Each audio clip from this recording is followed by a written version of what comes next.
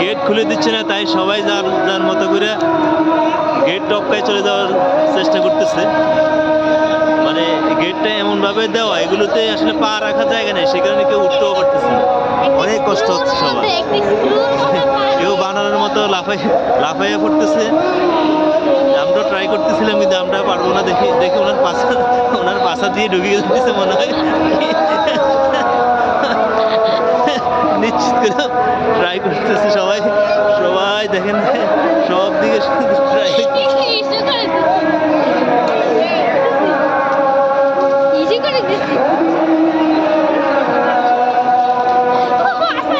নামাজ পড়ছে মানুষ কষ্ট করে, এখন গেট খুলে দিচ্ছে না, এটা কোনো কথা? এই যে উনি এদিক দিয়ে একটা চেষ্টা করতেছে একটু ভিন্নভাবে, যে কোনোভাবে সে যাইতে পারে কিনা। দেখি কার কি অবস্থা। এই যে এক ভাই চেষ্টা করতেছে, কিন্তু নামতে পারবে কিনা দেখি, দেখা যাক। দেখতে এক ভাই চেষ্টা করতেছে, কার পাশা দিয়ে কিভাবে কি ঢুকে যায় আল্লাহ জানে। দেখা যাক, দেখা যায় এক ভাই চেষ্টা করতেছে, সবাই ট্রাই করতেছে। এদিক দিয়ে গেটগুলো খুলে না দেওয়ার কারণে আসলে সমস্যাগুলো তৈরি হচ্ছে। এই যে এক ভাই চেষ্টা করতেছে, দিক দিয়ে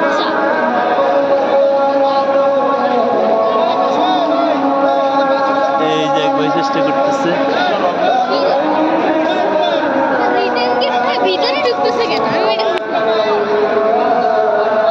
ফারহান অনেক চেষ্টা করছে, কিন্তু ফারহানে এটা টপ পাইতে পারবে না, কারণ ফারহানের নিশ্চিত ফারহানের অনেক সমস্যা হবে। আমরা কিভাবে যাবো?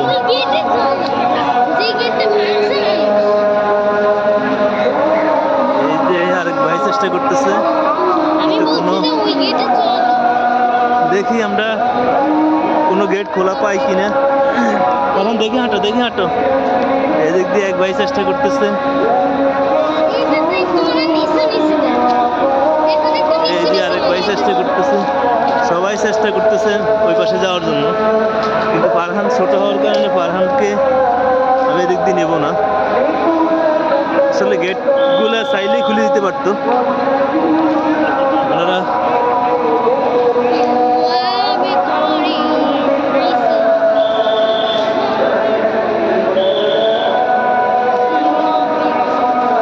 সবাই কষ্ট করে বেরোচ্ছে, দেখতে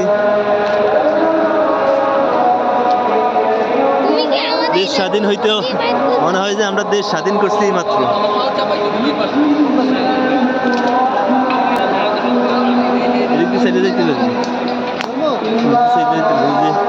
এই যে পড়ে যাবে, এই কষ্ট করে।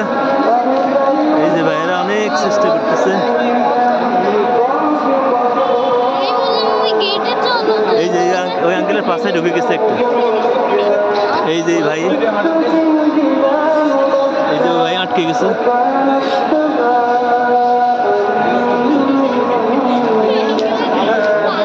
দেখা যাক কার কি অবস্থা। আমরা কিভাবে বের হবো সেটাই ভাবতেছি।